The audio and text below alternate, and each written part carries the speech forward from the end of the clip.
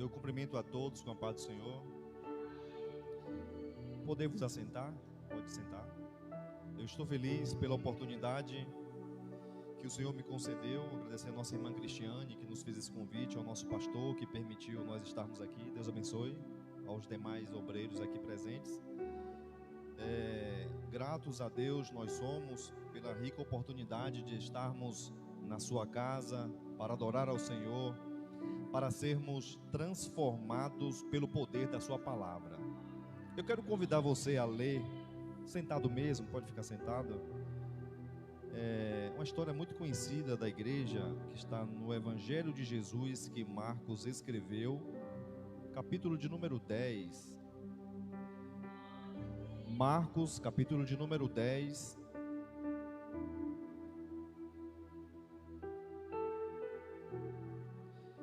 É sempre uma palavra bem conhecida da igreja do Senhor, que fala acerca do filho de Timeu. Marcos, capítulo de número 10, versículo de número 46 a seguir. Marcos 10, 46. A minha Bíblia, ela é da versão King James. Ela é um pouco diferente as palavras, mas o sentido é o mesmo. Versículo de número 46 a seguir, Marcos capítulo 10. E eles chegaram a Jericó, e saindo ele de Jericó com seus discípulos e um grande número de pessoas, Bartimeu, o cego, filho de Timeu, estava assentado ao lado da estrada, mendigando, ou à beira do caminho, mendigando. E ele, ouvindo que era Jesus de Nazaré, começou a clamar e a dizer: Jesus, filho de Davi, tem misericórdia de mim. E muitos mandaram que ele, Bartimeu, se calasse. Mas o filho de Timeu clamava ainda mais: Filho de Davi, tem misericórdia de mim.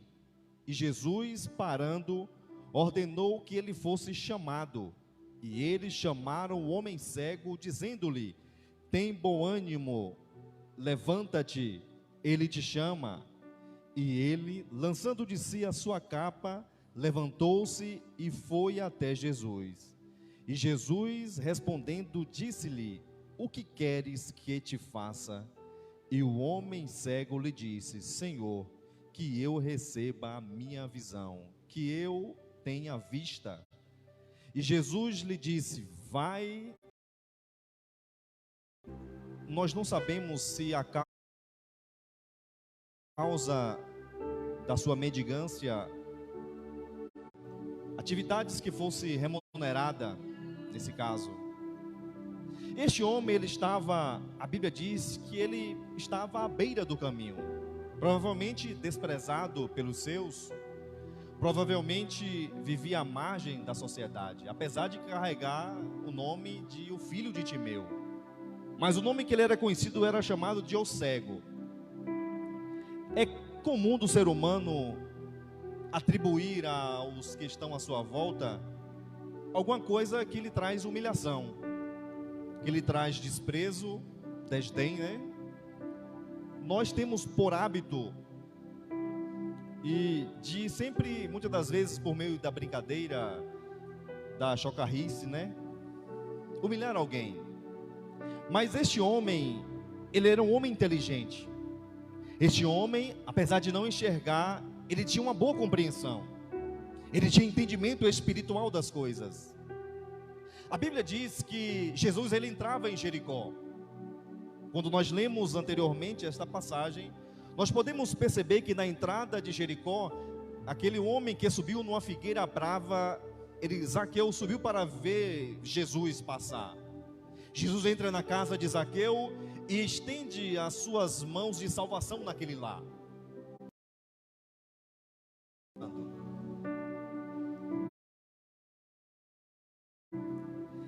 Aquele homem, quando ele ouviu que Jesus de Nazaré estava passando, logo ele entendeu que não era simplesmente um homem de uma cidade desconhecida, de uma cidade que não tinha ninguém muito importante. ele reconheceu a autoridade que estava sobre Jesus. Ele disse: Jesus, filho de Davi. Ele estava reconhecendo que Jesus não era simplesmente aquele que morou ou morava em Nazaré, mas que ele era o filho, o descendente de Davi. Ele clamou a Jesus dizendo: tem misericórdia de mim. Ele estava dizendo: Jesus, o Senhor que tem a autoridade, se coloque no meu lugar. Se coloque no meu lugar, Senhor. Sinta as minhas misérias, as minhas provações, as minhas necessidades. Se coloque no meu lugar. Ele sabia que Jesus tinha como característica ser misericordioso. Ele disse: tem misericórdia de mim. Só que a Bíblia diz que aqueles que estavam à sua volta estavam repreendendo aquele homem que era cego, dizendo: olha, não clame. Provavelmente eles diziam: ele não vai te ouvir. Você sabia que nós enfrentamos as maiores dificuldades e barreiras, enfrentamos com aqueles que estão à nossa volta? É o pseudo-cristão, o falso cristão que persegue o cristão. O falso cristão é aquele que aceita tudo, persegue aquele que levanta a bandeira do verdadeiro evangelho. Se você guardar os princípios e valores do reino de Deus, você será perseguido pelos falsos cristãos, por aqueles que estão no caminho de perdição, mas estão anestesiados, pensando de uma liberação, de que nós temos a liberdade para fazermos o que quisermos fazer, porque Deus é amor. Eles reconhecem a misericórdia de Deus, mas eles não atentam para a severidade de Deus. Deus é amor, mas também é justiça. E muitos mandaram que se calasse, mas aquele homem era muito inteligente, tinha percepção espiritual, mas ele clamava ainda mais: parar o Filho de Deus para te atender.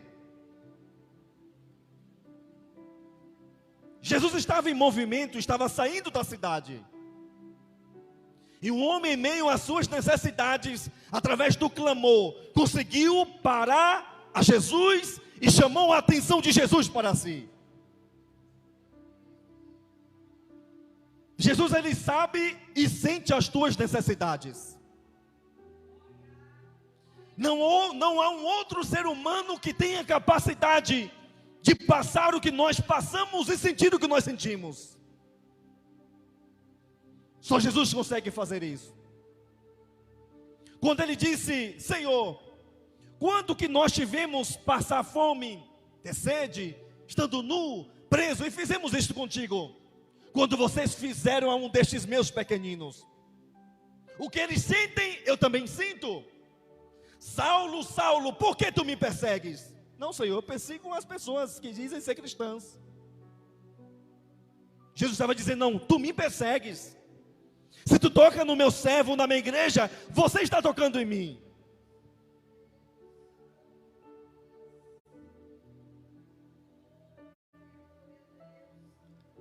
A Bíblia diz que Jesus deu ordem acerca daquele homem que o chamavam de Bartimeu. Já pensou se nessa noite Jesus Cristo der ordem a nosso respeito? Se somente com a palavra ele tem autoridade, imagine com a ordem nas bocas do nosso Todo-Poderoso Jesus Cristo, Filho do Deus vivo.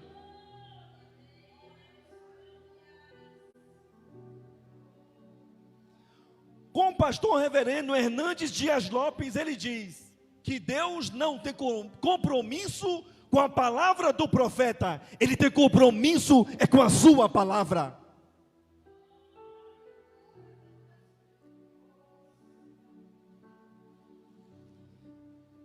Jesus ordenou que chamassem aquele homem que estava clamando.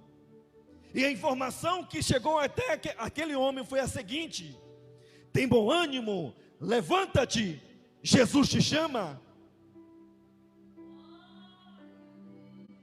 Só teremos uma vida de vitória se tivermos a capacidade de atendermos o chamado de Jesus nas nossas vidas.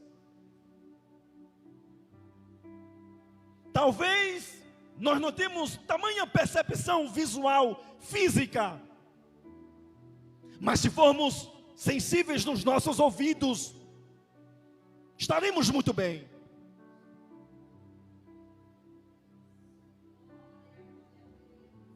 Talvez você tenha dificuldade em se expressar, em falar, mas se você tem a capacidade de ouvir e se sujeitar à vontade de Deus, você está no caminho certo.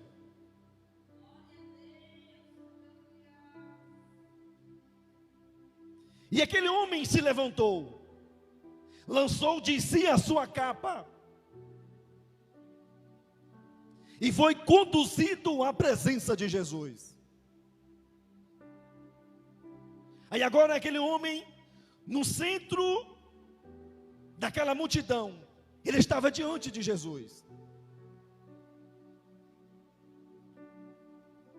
Jesus tinha a última palavra para o que aquele homem estava vivendo. A medicina não tem solução para a cegueira. Tem um hino de Armando Filho que diz: dos homens não vem solução. A mulher do fluxo de sangue, dos homens não veio a solução.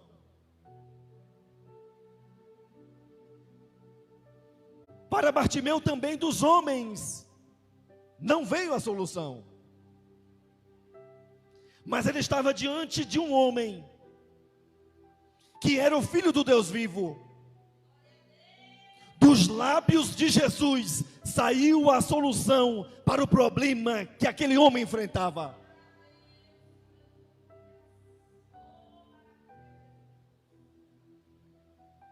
Agora o homem está no centro da instrução de Jesus Cristo. O pastor Josué Brandão diz: qual é o lugar mais seguro? Se você estiver num lugar perigoso, num lugar violento, e neste lugar é a vontade de Deus, aí é o local mais seguro para você estar. Mas se você estiver num lugar seguro, sem violência, sem ameaças, mas aí não é a vontade de Deus, este é o lugar mais perigoso para você estar. O lugar mais certo, mais seguro, é o centro da vontade de Deus. E Jesus pergunta àquele homem: o que queres que eu te faça? Certa vez eu ouvi um pregador dizendo: apenas 2 pessoas na Bíblia tiveram de Deus carta branca, um cheque em branco. Imagine você ouvir de Deus: o que queres que eu te faça? Salomão foi o primeiro. Em sonhos, Deus falou com Salomão: o que queres que eu te faça? Por este homem, e se ele me ouvir, ele vai resolver o meu problema.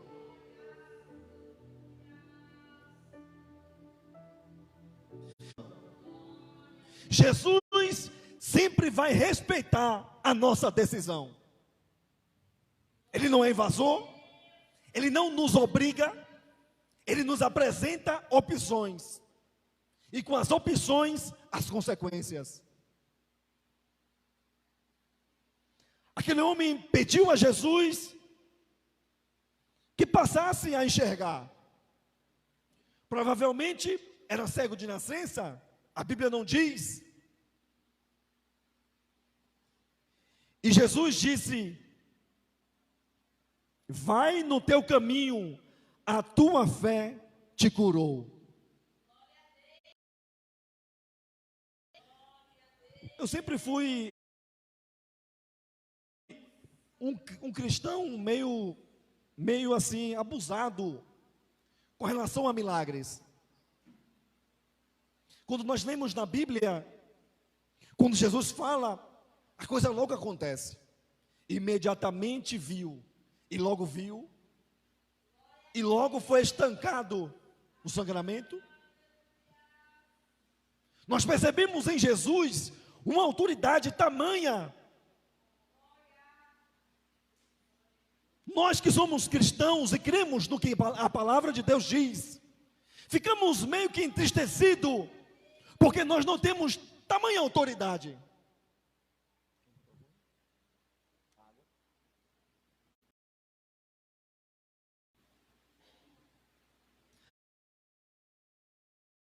Há uns quase 5 anos, a minha esposa deu à luz a uma criança, uma menina. Nasceu às 11h30 da manhã. Só que na madrugada teve dificuldades na hora do parto normal, e a criança veio a óbito à noite. Era uma menina, nasceu de 40 semanas. À tarde eu fui na UTI neonatal, onde se colocam as crianças que nascem com algum problema, que nascem fora do tempo. E lá eu vendo aquela criança na incubadora, a enfermeira disse: fala com ela, pai, ela entende, ela sabe discernir a sua voz, ela reconhece a sua voz. E eu meio sem jeito, porque um pai com a criança depois que nasce. Normalmente acontece assim. A mãe não. Quando ela sabe que está grávida, logo nela explode uma sensação de muita alegria e de felicidade e de emoção. E o pai, nele gera responsabilidade, preocupação. E quando ele começa a ter o contato físico, pegar no colo, começa a gerar nele um sentimento de pai.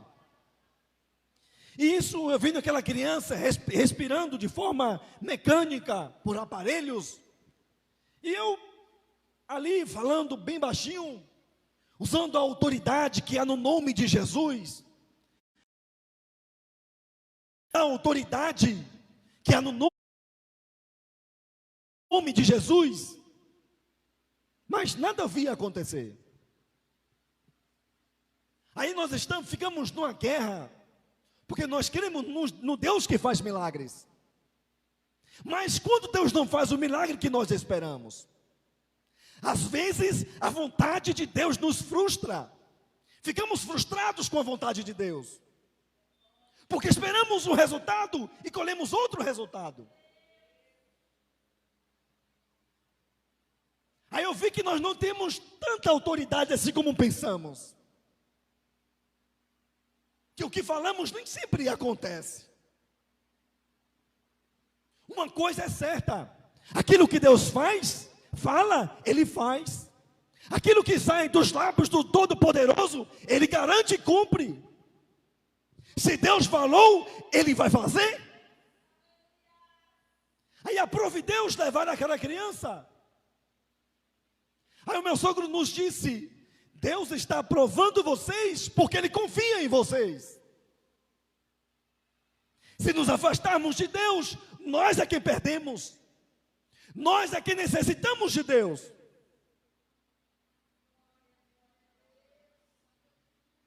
Podemos perder tudo, mas não percamos a presença de Deus. A presença de Deus, ela é o tudo. Aí eu entendi que o pouco de tempo que ela ficou na terra, ela cumpriu um ministério. Ela cumpriu algum propósito de Deus que nos direciona para a eternidade. Porque Deus não está interessado simplesmente na nossa vida terrena. Ele está focando como nós vamos entrar na eternidade. Se Deus removesse de Paulo o espinho na carne, Saulo ou Paulo se desviaria do caminho da verdade. Por 3 vezes ele ora a Deus, e Deus diz: Saulo ou Paulo, a minha graça te basta, pois o meu poder se aperfeiçoa em meio às provações que você está passando.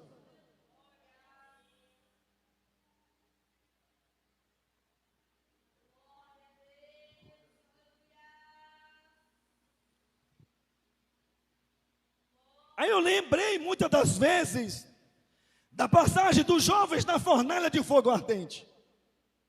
Deus tem o poder de nos livrar das tuas mãos, ó rei.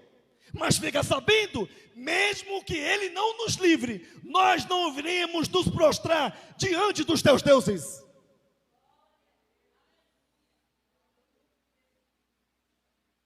Glorificamos a Deus por aquilo que ele faz. E o adoramos por aquilo que ele é, não por aquilo que ele pode nos dar.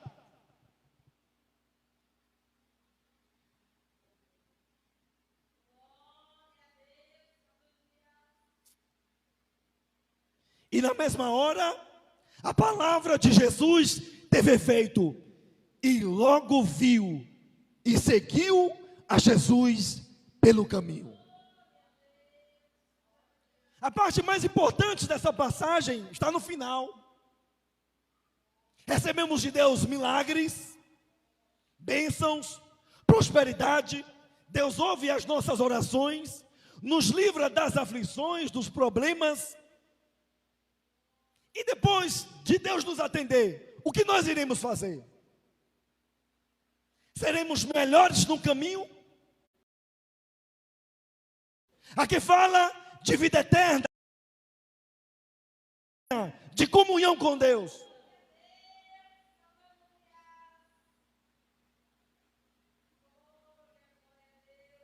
Muitos se iludem, trocando comunhão por unção, por ter a autoridade espiritual de Deus. Acreditam que Deus está aprovando a sua conduta. Mas o mais importante do que cantar bem, do que pregar bem, do que ter um...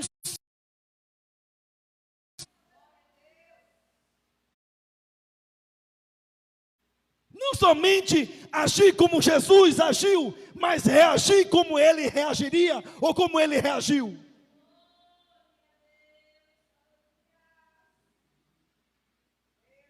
Eu vi uma mensagem do pastor Napoleão Falcão. Ele disse que o evangelho não muda, ele nos molda. Tem um molde, tem um padrão para todo cristão, Cristo Jesus. Se não formos moldados conforme Cristo, nós não somos cristãos. Paul Washer disse o seguinte: cristão é andar nas pegadas do mestre. Tem um vídeo na internet de um serial killer, que é um matador em série. Um homem que matou mais de 45 mulheres nos Estados Unidos. Ele é um psicopata. A ciência diz que o psicopata, ele não tem sensibilidade. Ele não sente a sua dor, ele não se importa com a sua dor. E isso no julgamento está na internet. Eu vi até Rodrigo Silva, da Igreja Adventista, que é um antropólogo.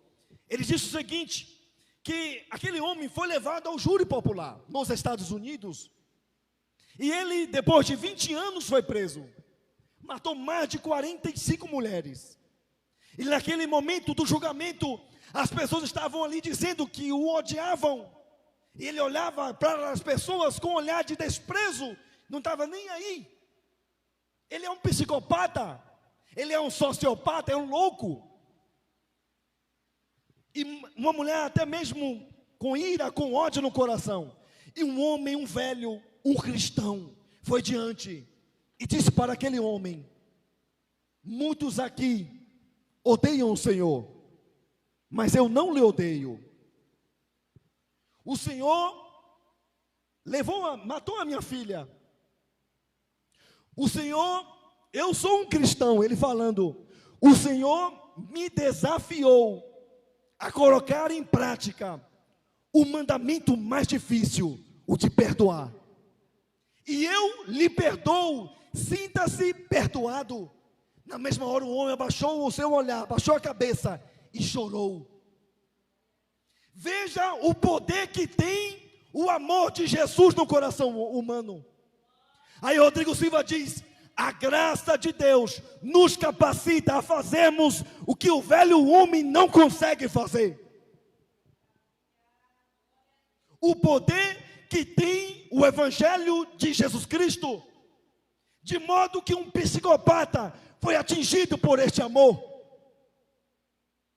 Que nós venhamos a crer no nosso Deus, que Ele com a sua palavra pode imediatamente mudar o nosso rumo, mudar